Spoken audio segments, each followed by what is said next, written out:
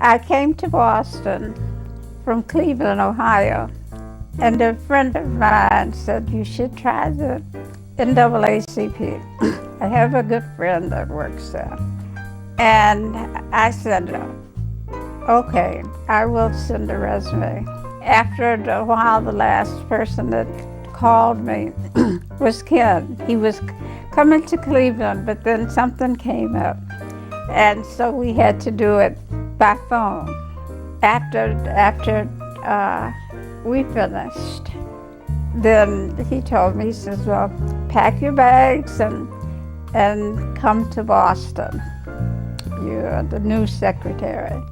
Mrs. Cass was there, and she wrapped her arms around me, and she was my leader. And I followed her all around. So between her, Ken Gascott, and Tom Atkins, it helped mold me into the person that I think I am today.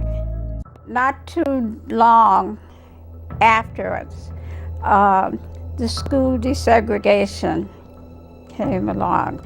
And each week I said, I'm going back to Cleveland. And Mrs. Cass would say, oh no, you're doing just fine.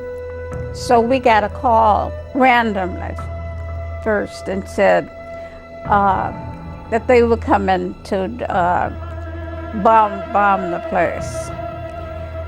And then I said, well, come on, we'll be waiting for you. And maybe a couple of hours or so later, the bell rung downstairs. So Ed let the two gentlemen in, and they were policemen. And they told us that we had to leave, that they had word that there was going to be trouble. And went on home, and then we all came back down, and it was really, really a frightening sight.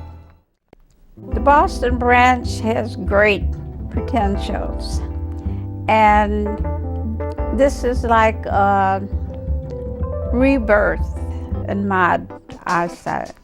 It's going to be the most viable organization in the country.